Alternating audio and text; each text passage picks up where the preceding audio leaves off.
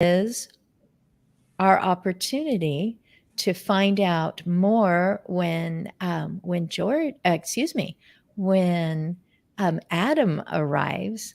But until he is able to come in, he may be on one of those important calls where he's just like, oh, torn between two different things. So I just really want to thank both of you right now, Ani and George, for literally getting out your sculpting tools and carving out this hour. Do either of you know that you need to leave before the end of the hour? I'm a cop and lawyer and a professor, so who knows? But I don't think so. Nope, I'm all good. Wow. That's why Wow. I usually can But only meet after 4 p.m., but I wanted to make it to.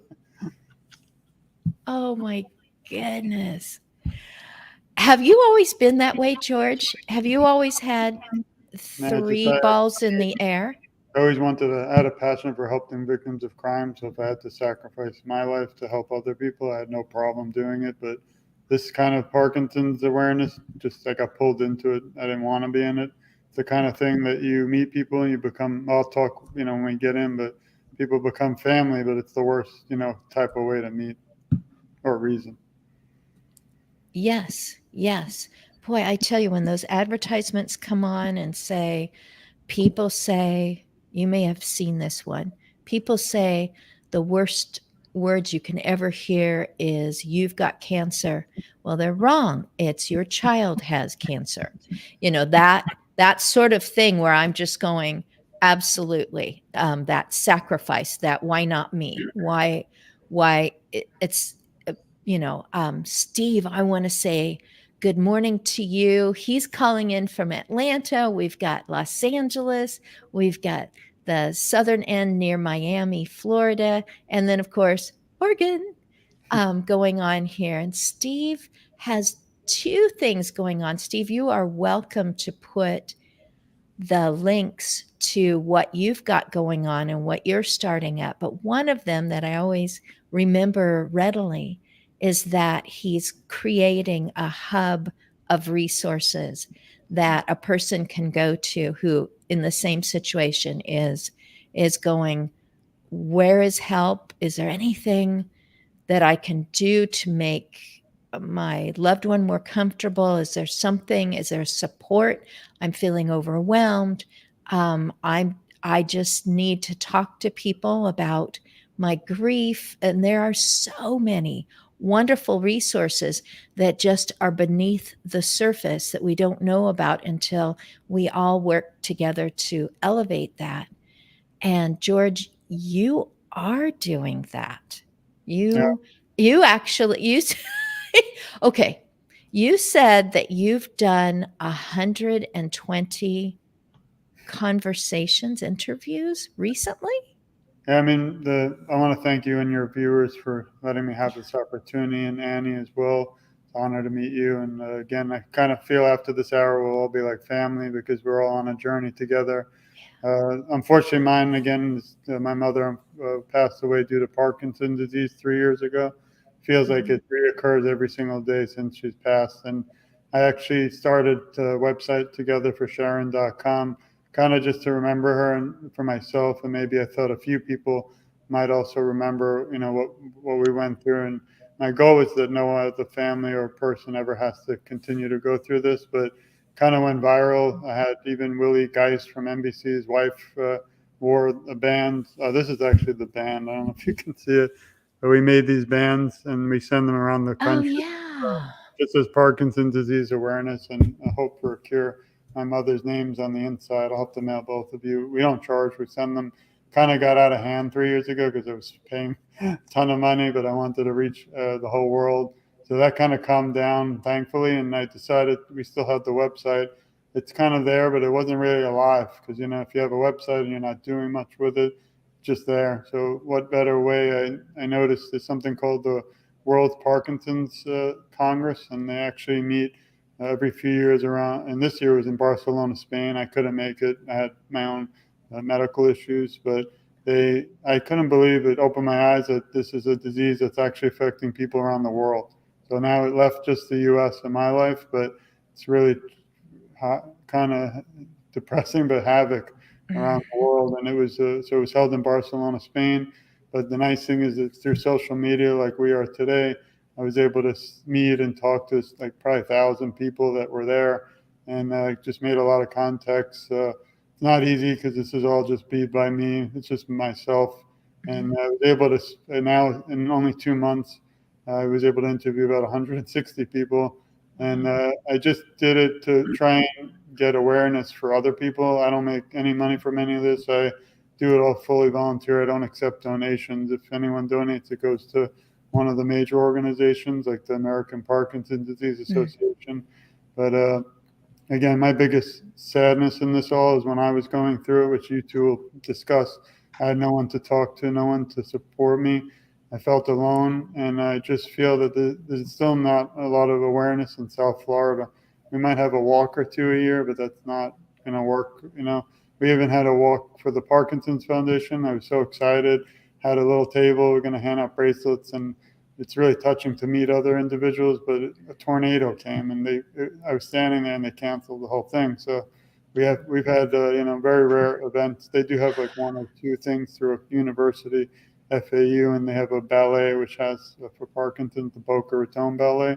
But it's not. I wish I could do this kind of full time and be out there with the community and be with individuals just so that they know that we love them.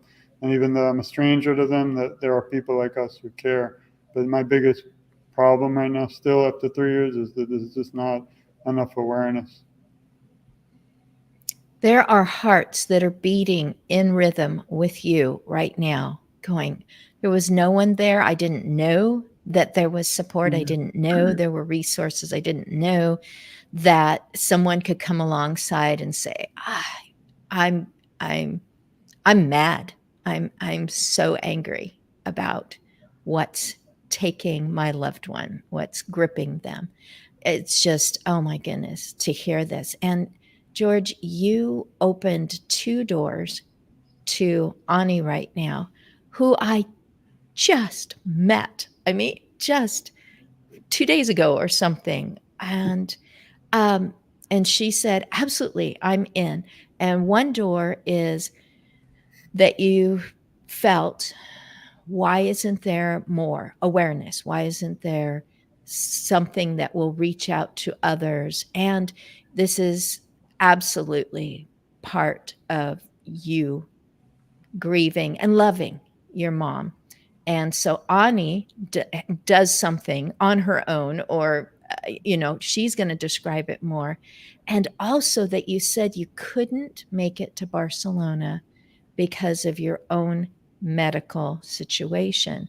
And so, Ani, if it's a medical situation, whatever percent of the time, that includes pain.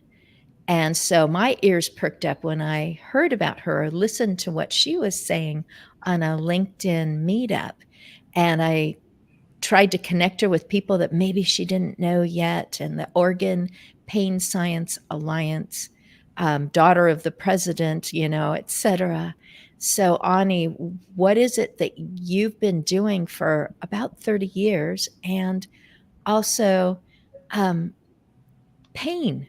What a field to get into. I don't know if it fell into your lap or it had to do with something in your background. I really don't know. So go ahead and tell us. Well, thanks. Thank you so much. I'm so honored to be here. And before I forget, George, I want to mention, are you familiar with the Parkinson's Resource Network?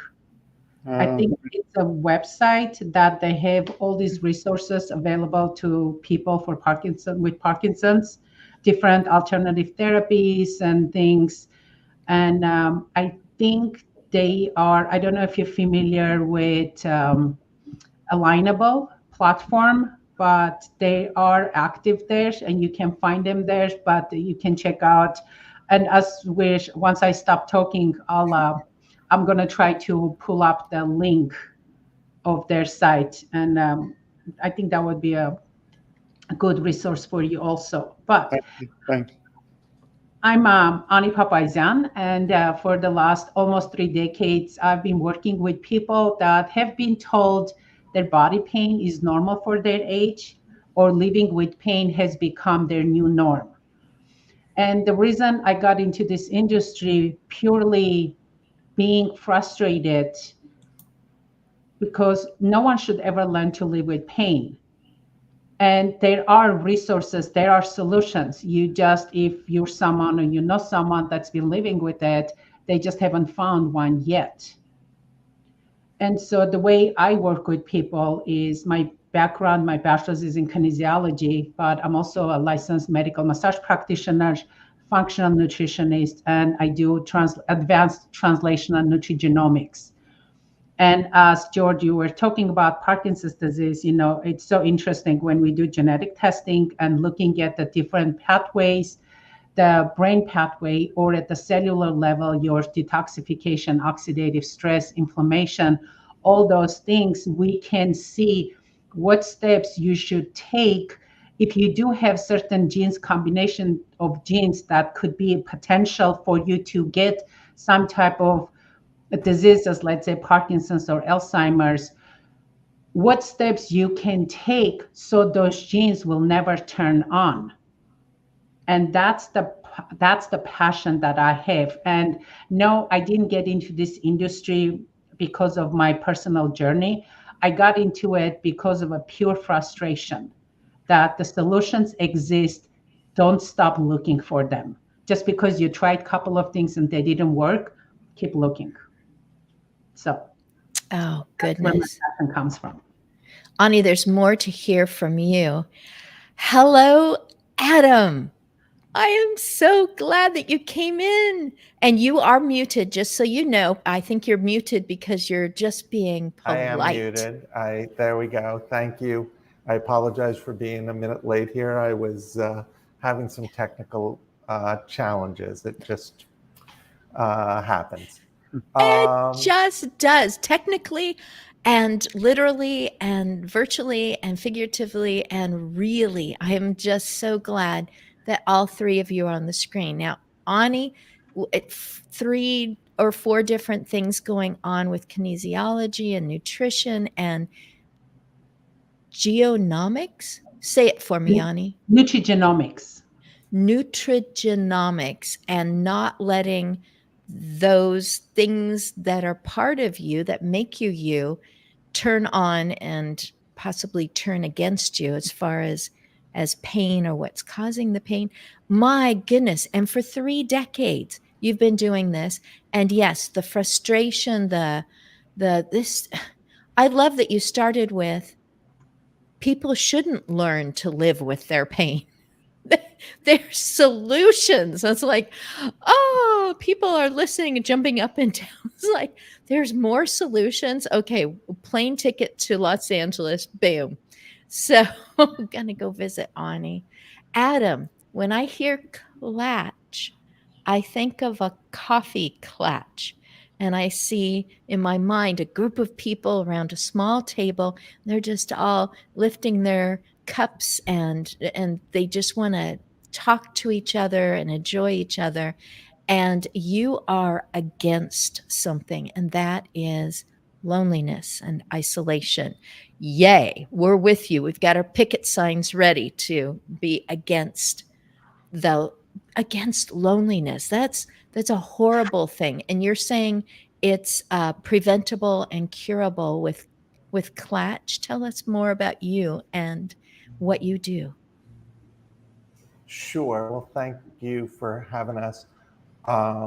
So first of all, I would start off by saying loneliness is a normal experience that we all go through. And it's a signal from the body. It's called an aversive signal. You can think of it like hunger. And it's telling you to do something, which is to connect socially. And this is, as it turns out, an important part of our needs in the same way that food is an important part of what we need. We need socialization. And different people need different levels of socialization. That's normal and fine too. But it's this healthy signal from the brain that is a good thing. The problem becomes when we don't respond to that signal and we become what we would call persistently or chronically lonely. And we now know from the last 30 years of research that this is a problem that severely impacts a person's health. You've seen all the, probably, or read the data about being equivalent to smoking 15 cigarettes a day and increasing stroke by 32% and coronary heart disease by 28%, and doubling your risk of receiving a dementia diagnosis. So you're going to live, if you're lonely regularly, you're going to live about 5.5 years less than your non-lonely neighbors. And so the problem is loneliness is complicated. People become lonely for different reasons. And they can be because they lost someone, of course, but they also can be because of a loss of identity. So you retire, or you have a mobility issue, you don't feel like yourself. And these things tend to happen in as we age, because as we get older, we lose people in our lives, we retire, maybe we move, and we lose our social network. And there's a lot of stigma traditionally associated with loneliness, especially for men. It's viewed as a weakness. And so loneliness will very often mean that people won't admit to that loneliness. And I'd say the last thing about this that's important to know is that it changes your behavior in the same way that you can think about being hangry. So if any of us have ever been angry, that's an aversive signal from the brain changing your personality. But in the case of loneliness, it actually creates what we call the habits of loneliness. These are self-protective, self-centered behaviors. When they do functional MRI studies of lonely people and they show them other human faces, they will see those faces as threatening. So it creates hypervigilance, which in the modern world really prevents you from connecting or pushing away those very people that you want to connect with when you become persistently lonely. So Klotz developed a new way of measuring loneliness and a way to understand the specifics of your loneliness, not through a questionnaire or self-reporting, but by using what's called psycholinguistic markers from friendly phone calls. So we have a friendly call with you, and from those calls we can extract a lot of information to understand the very specific nature of an individual's loneliness, how lonely they are, how much they're at risk of being persistently lonely, and to describe the personal sort of elements of their loneliness so that we can start to apply appropriate and more effective solutions. So that was a lot. I hope that wasn't too much, but that's what we're doing. Oh my goodness. And I agree with Ravi Joseph Koda, who is himself an innovator and a developer. And dare I say, he's approaching a startup, looking for funding for his own invention. He was on our show. He was courageous enough to come on the show, and he talked about a person who is making a difference in other lives, certainly aging lives. And he was just boosting him. I had to send messages to that guy going, wow, Robbie's your number one fan. You might want to send him a thank you note. But I agree with him. He is learning something new every time aspects of aging comes up on the screen.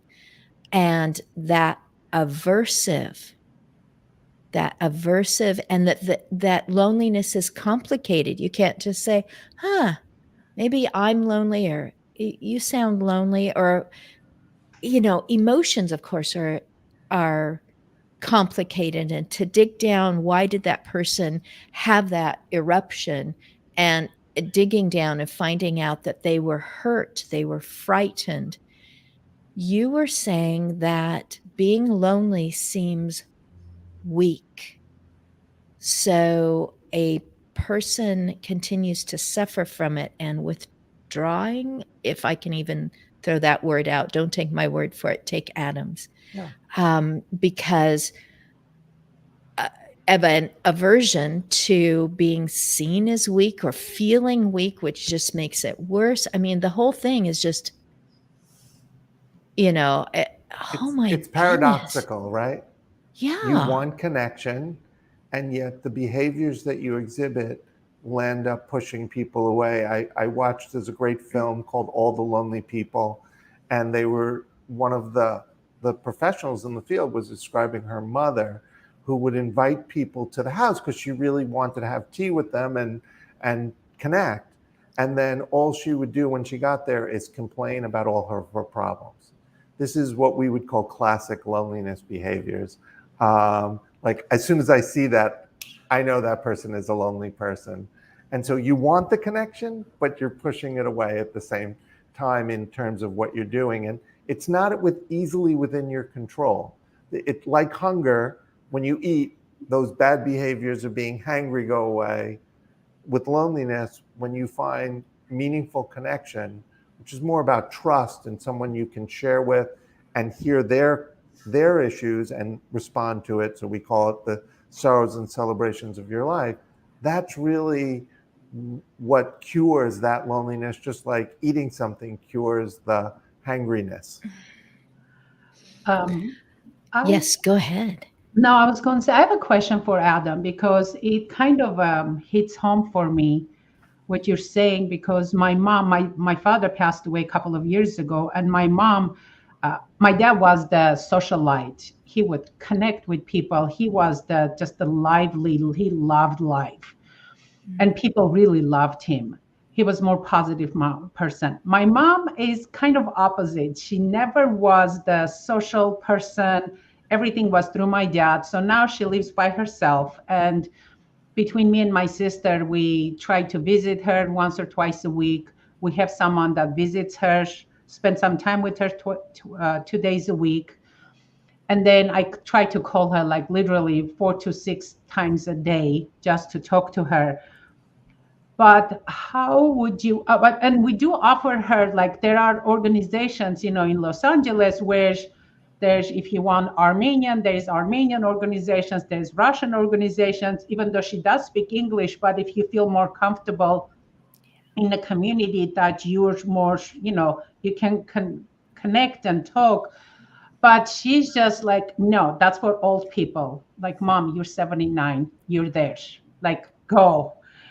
But she wouldn't. And it's frustrating for us. Like, okay, I have a business to run. I'm busy. My sister has working full time and she has a family. How do we deal with that? And she's not the most positive person, I have to say. So a couple of things there. So we always distinguish, first of all, between what's called social isolation. That's the objective state of being alone, and loneliness, which is the difference between the level of connections you have in your life and the desired level of connections you want. So somebody who's more introverted might need less connections to be satisfied. Someone who's extroverted, even though they have a lot of connections, might not be satisfied. And it's not about being around people. It's about finding those meaningful connections that make you feel connected.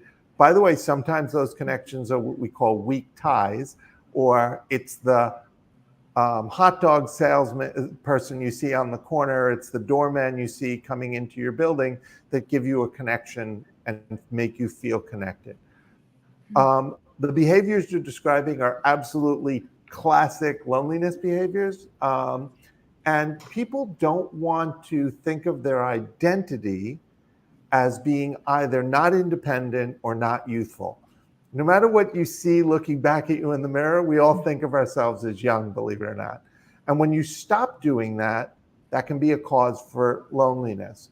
So that's one piece. So of course, the specific activities and the way that they're presented in society as the senior centers and things, a lot of people, especially among the baby boomers, they really don't want to go there. And it just makes them feel less like themselves, not more.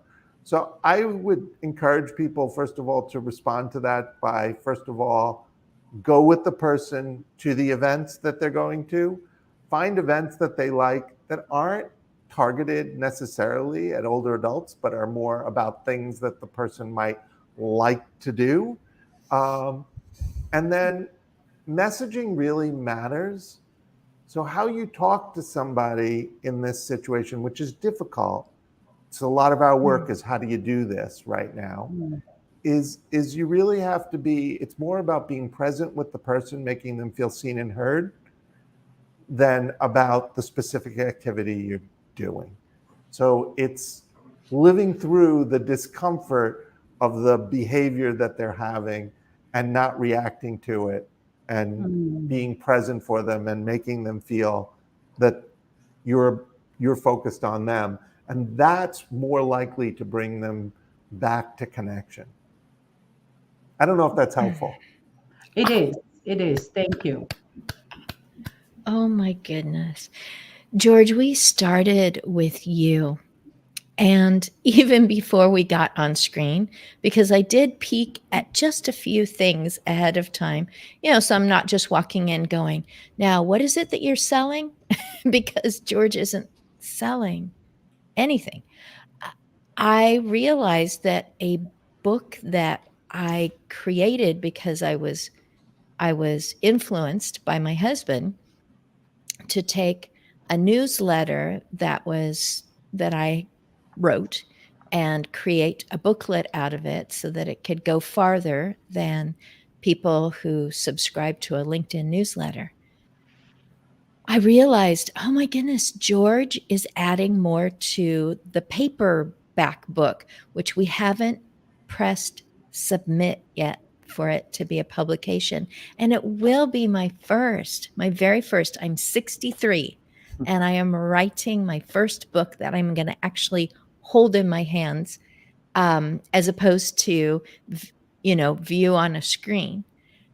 And you just added not a chapter, but a set of practical bullet points that, because the book is about grieving and multiple griefs and multiple levels of grief and multiple ways that grieving come at a person, and it's difficult to recognize, and an action that they can take, a physical, do something like this, do it your way, but do something like this and make it work to serve you as you continue to grieve.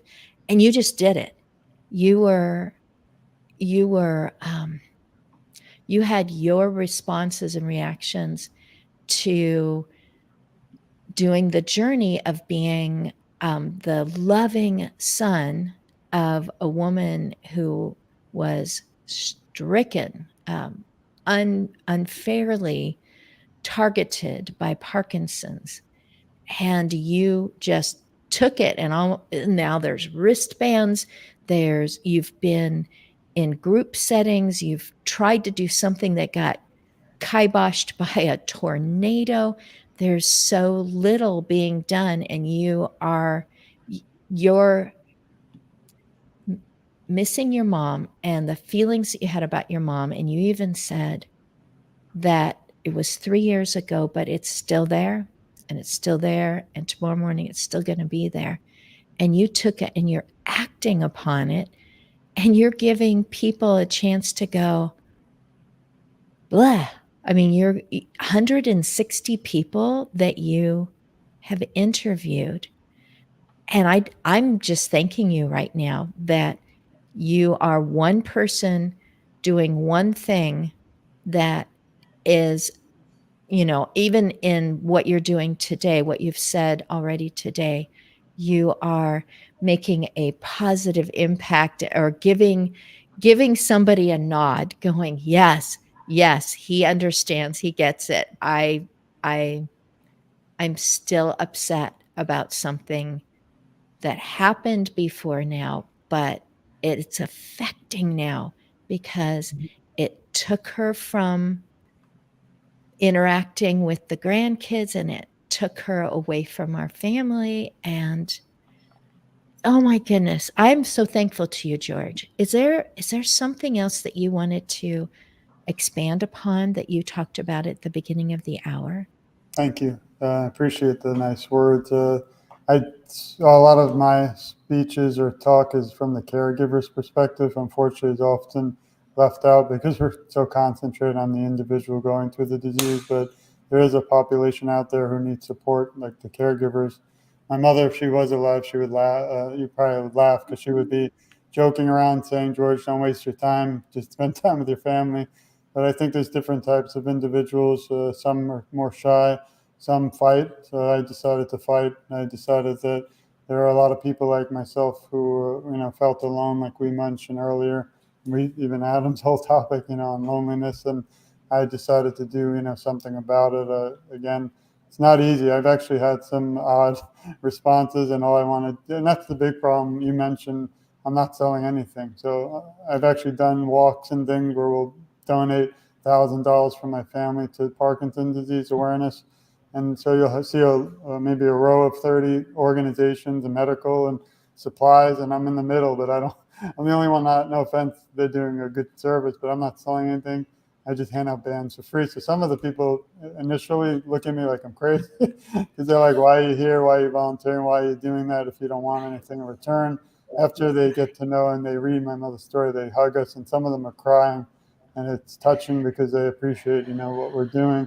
But it's just something that I feel in my heart I have to do. And like I said, I don't talk a lot about my private background, like work, because it doesn't apply. Because this is all about my mother. But I devote a lot of my life to help service the community and victims of crime. So I'm not a medical doctor. I always mention to everyone I'm a PhD. My dissertation, not to bore you, was 250 pages on aiding African American mothers who've lost their loved ones due to murder in West Palm Beach, Florida.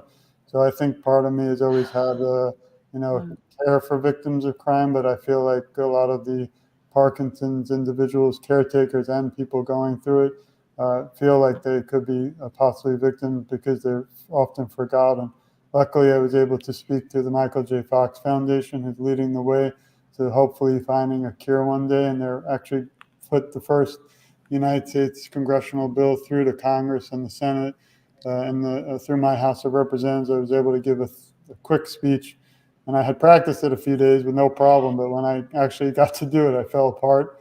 And it was the part where you probably read, where my mother's dream was always to sit in the backyard and watch her grandkids, grow up. But that was taken from us all. But even now, saying it is not easy. But again, you just have to remember the good times. I try not to share too many of the videos because I actually documented her last year of her life. I would never share it. I had it just more for medical if they ever needed it. But it's somebody who, again, Annie and Adam mentioned, somebody. My mother was really independent. She was divorced, but the only reason I am what I am today is because of my mother.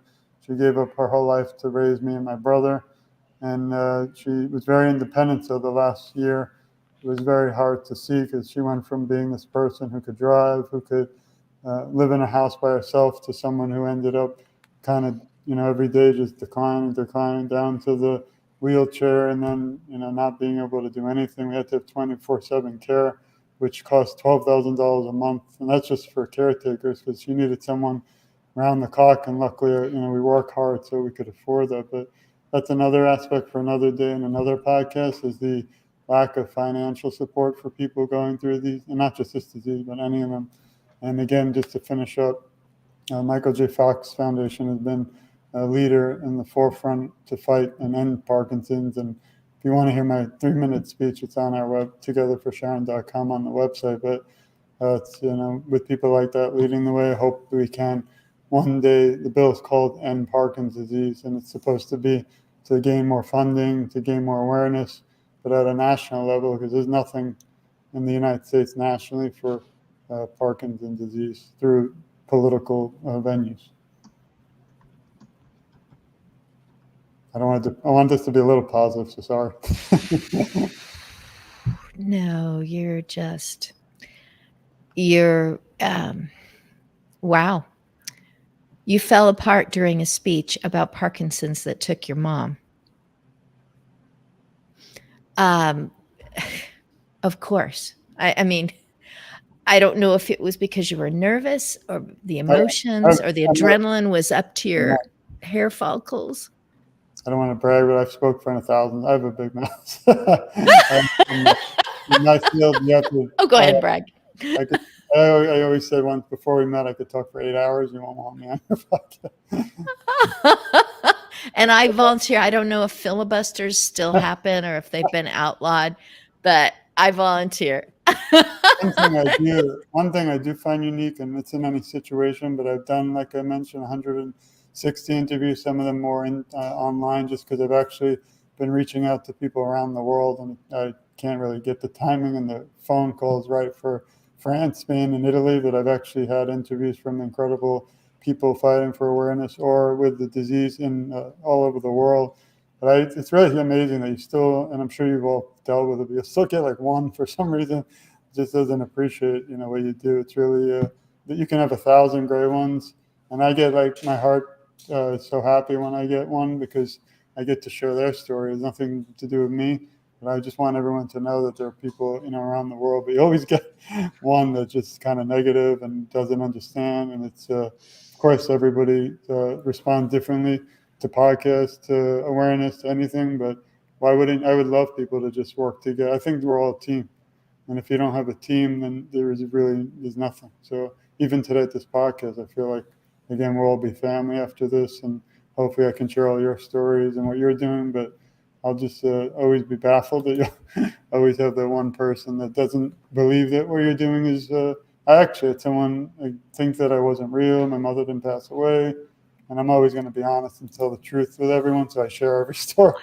But that was towards the beginning of that. And that was really heartbreaking. And again, you have to have two responses. You fight even harder, or you just kind of dwindle away and never do it again. So no matter what, I always say, if you see my post, that I'll fight till we have a cure, or I'll just continue to fight till I'm not able to anymore. Thanks again. Wow.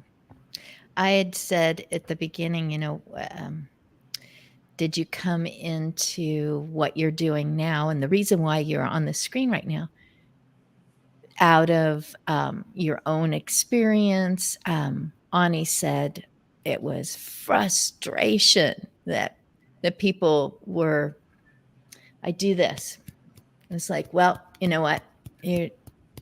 This is life from now on. Everything that could be done has been done.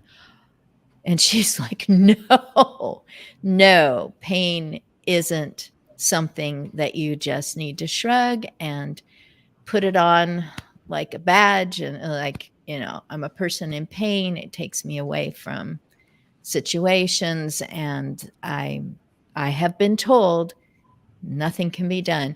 My reason for inviting people in, besides the fact that my husband, D. Scott Smith, motivational listener, said, "Oh, you want to do a seminar at a senior center? What you've experienced can go farther than that." My situation was being told by my neighbor, "You would be perfect as a hired caregiver," and I'm going, I don't really know what you mean by that. Like work in a hallway. And instead, I was sent into homes where I was what I called the extra daughter-in-law you never knew you needed until now. And there was one time that I spent 1 hour with one person, and that was so that that person could tell the kids were in their 60s, I had someone there to make sure I didn't fall. In other situations, it was more hours or even years that I would come in the front door. I was asked questions by my clients, but especially their kids, again, in their 40s, 50s, 60s, 70s.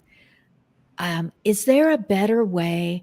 Is there something that we can use to help with? Do you know anyone who I'm just struggling with this, how I'm upset that they can't remember what I just said. I wish there was a support group that would allow me to go in with my person with dementia so that they are not frantic to find me because they've been ushered away to another room where everyone's wandering around waiting to be picked up again by their kids. All these questions, and I didn't have the answers, and I didn't know where to go for those answers. I didn't know the right questions to ask to find answers for the family members who cared about. In my situation, rarely I was sent to a 70-year-old, usually 80s, many 90-year-olds, and a few in their hundreds. And I was just like, wait a minute, there are resources. Someone ought to do something about this and put resources within reach of people. And this, asking several to come onto the screen, you end up asking each other questions, talking about things in a way that I can't, because you are an individual, you have unique experiences, and you also have these great expertise backgrounds that you can plug in. And I'm just thrilled when someone says to me, what was the name of your site? Because my friend is going through it with their loved one and sure wishes they knew something more. I love it. I can't wait for them to come and see. And I cannot believe someone said, yeah, I think you're just faking it. I don't think that really happened. I don't I have nothing to say I don't like. because I've been shoulder to shoulder with people who've had almost everything, and I just assisting or whatever. I was just like, how could people? Oh, they just don't know. They don't see it. They operate in a life where they just don't see people with these situations because they are private and they are very make you vulnerable and exposed, and I just can't think believe if someone said. people, if people knew that people like all of us were out there to help them and care, it would change their attitude. It would help them with the information Adam was talking about. It would help with what Annie is saying. It would just change their world. But unfortunately, sometimes it's closed off and don't realize there are people out there that want to help them. And Exactly. I think that's just. Go ahead. No, go ahead, George. I mean, Parkinson's is still out there. There's no cure. We hope someday there will be, but I can get it tomorrow. And I don't want to wish it on anyone, but anyone can get it. So, and then mentally, I'm kind of preparing, for that because they don't think it's genetic.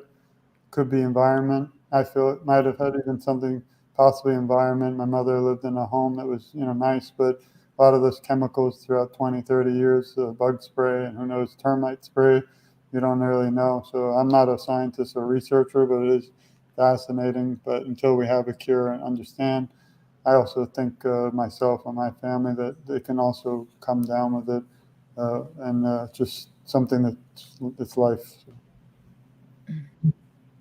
I also think that what connects us all is we have to remember that 70% of our health is going to be determined by something other than our genes, going to the doctor and taking our medicines and using our devices correctly. It's these behaviors and environments that really determine how well we live and how long we live.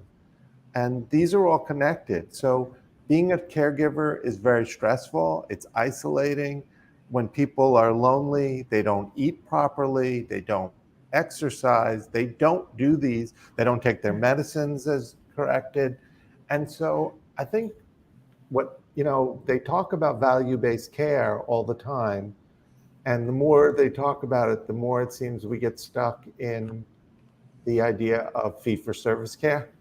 But we have to start thinking more about our lives going forward holistically. So what do we do to sort of make our day-to-day lives better? Well, we can lean on each other.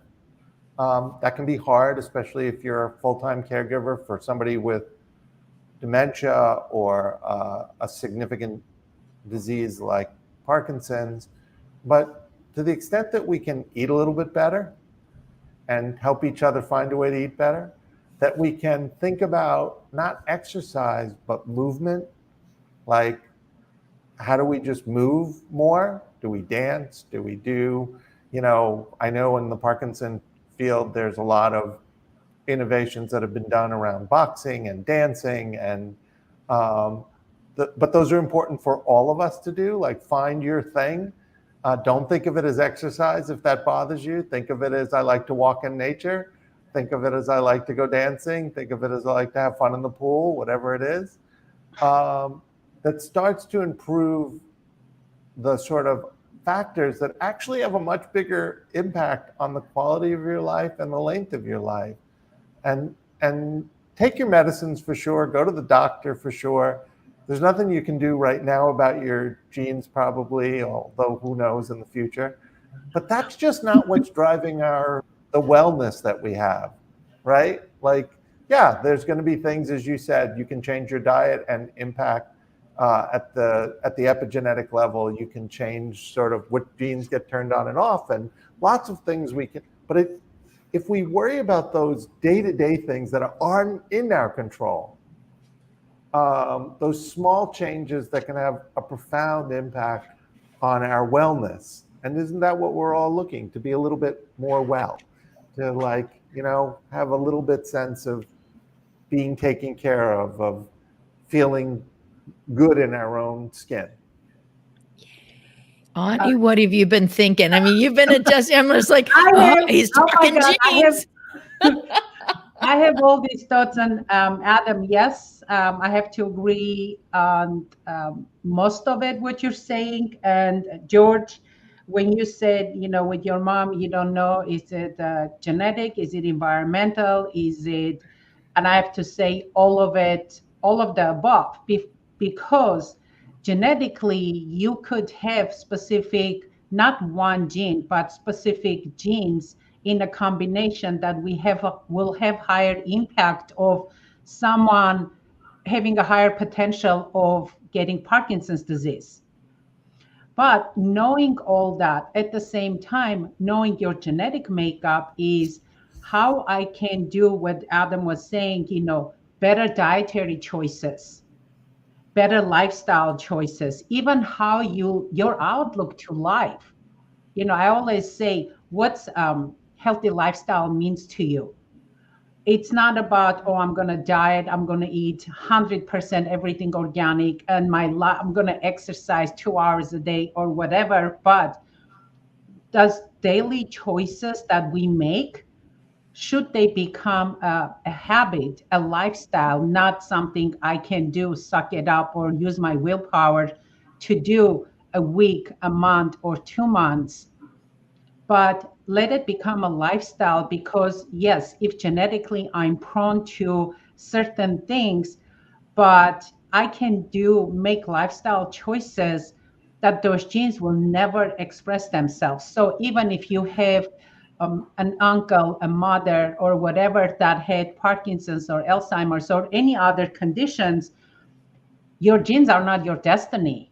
It just gives you an information, a foundation of what action steps you should take to have a better quality of life, or even maintain the quality of your life in your 60s, 70s, 80s, and beyond. So it's the beauty of it. We have choices. So. I'm going to say, and I hope I've got the correct last name, Sandra Strauss. She wrote A Toxic Brain. Her husband, a number of years back now, just completely changed. And so she became what Alipio de Vera, he calls himself because of his diabetes. She became also a citizen scientist, digging for answers, because the answer she was being given was not satisfactory. And when she applied what she was learning from other researchers and other thought leaders, it made a difference in who this man was, that was her husband, and his behavior, his ability to respond like he used to. And so that comes to mind, and what she discovered there. And she thanked me. She is, when you go to agingbetternetwork.com and you look at the live stream videos and scroll down, there's screenshot thumbnails there so that you can find Sandra and be able to listen to her. She thanked me because she said, I got so many people interested in having me come and talk, and they have their own audience. They got to hear, oh, there are options. There are other things that you're not just hoping for. They exist to know, toxicity. And then she realized she needed to have her brain checked, in whatever ways that I can't even say correctly. Their two daughters, and the propensities were there, and they know what to do, what to avoid, what to make sure about, how to be checked, so that they don't have to go through what their mom did and what their dad did, of just not knowing. Another person that I love to bring out is another person who said, I wasn't going to do anything like this, but it had to be done. And so she is now on Hulu, and she's on other things. She is creating TV programs where people come and talk about those things that people ought to know about, or really need to know, that there are resources and supports and cures, and a place to go with the grief over those situations that impact everyone. I'm particularly looking at longevity, aging, and caregiving because I was one. But Tracy Lamb has worldwide caregiving, something like that. But anyway, Tracy Lamb, she's got, and it didn't come out of her because she wanted to be famous. It's just the same frustration. It's like, people need to know that there is an invention that saves the caregiver, saves money, saves skin, saves from falls, saves a person from feeling isolated by their condition. So, having said that, I'm just going to dedicate the last few minutes to each one of you. We'll go in alphabetical order, which is Adam, Ani, George. If you could finish out your thoughts, and especially let us know where you can be reached, any link you want us to know about. We'll start with Adam and go to Ani. Sure, I'll try and be brief. So you can find us at Klaatch, KLAATCH.com, and you can send me an email at adam@klaatch.com at any time. And what I'd like people to go away from this is to just be a little bit more aware, if you can, of thinking about what I said about behaviors. So maybe that person in your life, I always use the example of Home Alone. If you remember, there was the next door neighbor who was the mean, grumpy old man next door. But it turned out he wasn't mean and grumpy. He was only mean and grumpy because he was lonely. And when he reconnects at the end, he's the sweet, gentle old man. And that same transformation happens. We see it all the time. So try, when you see that behavior, to try and reach out, to be understanding, to try and make the person be seen and heard. And if you're interested in, at the community level, of knowing what you can do about it, certainly reach out to us. That was adam@klaatch.com. Is that correct? Yes, that's right. So I'm not sure where the chat is going, and if people are seeing it, but that is my email, and you can see our company there. There's a video, if you see Learn More, that sort of explains what we do. I guess the last thing I said is for communities, like more than 10 people, we do a workshop that's free on the habits of loneliness, and we're happy to do that for anyone. Just reach out. It's for anyone who's in the, caregiving world. It's a fun, about an hour and 15 minutes on Zoom. KLAATCH.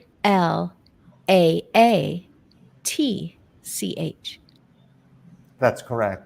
Thanks, Christine. Good. I was a third grade elementary teacher. So spelling lesson. Teachers are the Ani, you reached out to Adam today. So it's not just the person who is maybe objectively alone, likes to be alone, but there's deeper things, and it affects the ones who care about them. Maybe they're not even doing caregiving for them as far as assisting in activities of daily living, but the one who's caring about them and thinks, this could be better. Wellness could be notched up a bit here. Tell us about you, how to get a hold of you, anything you want us to know about. Well, this was such an amazing, and I could just literally continue speaking with all of you. And George, just one quick thing I wanted to say. If you ever looked into low-level light therapy, there's so much amazing research is being done. It's also called photobiomodulation or cold laser therapy, which is used on the brain. And it's, look into it. Like, I absolutely love it, what it can do, the positive outcomes. It's fascinating. It's a lot of research being done in UK. So it's fantastic. But me, I would, like I said, helping people living pain-free, body pain-free is my passion. I can be reached at laststopforpain.com. And if anyone has any questions, ever wants to see if I can help them with any suggestions, maybe point them the right direction, I'll be happy to do so. Please just reach out on my website, laststopforpain.com, and you can connect with me through there. I love it. Last stop, number 4, pain. Get off of my train. Woo-woo. Last stop for pain. And the hope that goes into people as they come in going, please let this be my last stop where I'm going to find some relief from suffering, from what it's causing elsewhere in my body, what it's doing to my social life, it's doing to those who care about me. 30 years you've been doing this. I love it. Thank you so much. You jumped in last moment. Totally. It was like, you're a natural at this. And thank you so much. George, I started with you. I was pursuing you many weeks ago. We were trying to figure out how we could pre-record this or something, because you've got a lot going on. And thank you so much for carving out this hour. You're not making money at this. Some people go, there's got to be an angle.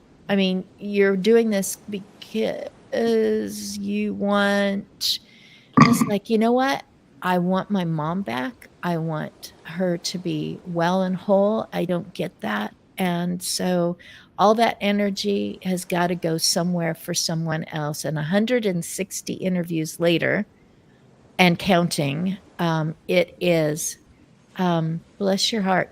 Tell us anything else we should know about you and how to reach you. And I hear an ocean in the background. I think my husband's got the ocean sound going. Yeah, it's perfect for Florida. It's okay. Oh, very good. I just want to thank you, Christine, and all the fellow speakers today, and your husband, of course, because I like how the thing's scrolling on the bottom. I need to look into doing this type of stuff, and I'll have to talk to you after. But this is I don't know if you can see the other side, but this is the Parkinson's tulip. And I wear it on my collar so you can see it, but I like to wear it on my heart because it means a lot to me. I only do this here today live or even some nights I don't sleep because I think about other people who are going through Parkinson's and the caregivers and my mother. But my goal now here moving forward is really just to share other people's stories. I even tell them, and I don't want anything back in return, so that's shocking, I guess. But it's I've only done this interview stuff for 2 months. I've had over 160 people respond, and it's not easy to put all together, but it makes me feel, it helps me cope too, knowing that there's other people out there that are also going through the same journey or similar, not the same. Everybody, the odd thing with Parkinson's, everybody's different. It's unique and tragic, but also it's just, that's the number one response. My last question when I ask interview is, do you have one thing or one phrase left for the Parkinson's community? And if I just put a book together of all those, it's really incredible and heartfelt. I'm actually decided on a last podcast, so I'm going to be writing a book as well. So I'll be joining you, Christine, but mine's going to take a long time, but it's going to be a journey of a son who lost a mother due to Parkinson's. And I haven't seen anything like that out there, even on Amazon. But I want to thank again everyone for letting me share my story and my mother's memory. And again, I'll be thinking of all of you. And it doesn't end just after we close this chat or this podcast, because after I have a recording, I'll be sharing it. You two, three will be famous, but I'll be sharing it with over 50,000 people for the rest of my life. And, again, I don't want anything in return. I just want people to know that we're all out there and that there are people who love and care of them, even if we might be, or I might be a stranger, and that they always have a place to share their journey too. So thank you. Thanks, everybody. Nice meeting you.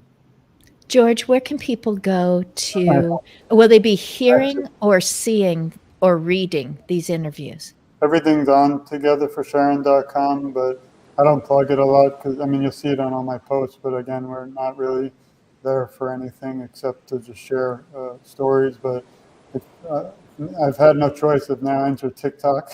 I didn't want to, but we're on, I'm younger, so I'm good with the social media. We're on Twitter, which just changed its name. We're on Facebook, Instagram, everything, YouTube, but I've been hearing other types of areas that you all mentioned, and I'm trying not to get into any more, but we're out there. So, but everything's linked from www.togetherfor, it's FOR, Sharon.com. But if you're going to join me in this fight or advocacy of Parkinson's awareness, all I would probably ask is just a few minutes of your time, and I'll share your story with the world. That's it. And I think I know why he put the ocean sound back on. It was to make me think, hey, I can really thank my husband for saying, honey, you should have a conference, which he literally did. And I am having a conference, which I call Convergence. You won't be able to read the rest of this, but it is called Convergence. It is going to happen right across the street and right down the street here in Independence, Oregon, October 6, 7, 8, 9. It is all about aging, caring, longevity. People are coming. Some people are coming from outside of Oregon. That is a place we've just started to put more information. We need to put more on. There's speakers, there's afternoon collaborations. It is convergence-experience.com. I call it a conference, but I'm making it into more of a multi-generational experience. In the mornings are the usual speakers that you would expect, but in the afternoons, it is open to the community. And we have an amazing community of Monmouth and Independence here that I'm pulling in junior high, middle school aged, kids, teachers. I'm pulling in the nursing students. I'm pulling in gerontology students. I'm pulling in persons of longevity that I meet when I'm walking the dog. Speaking of which, thank you, dog and cat. You did not come on screen with your barking or walking across my computer because I didn't put you in the back room today. I loved being with all of you. Thank you so much. And I'll just say goodbye. Thanks, everyone. Nice Thank meeting you. It was Nice to meet you all. wonderful. Oh, I'm so Bye-bye. glad, Adam, that you made it in so we could hear about Clutch. Yes. Yeah. Thank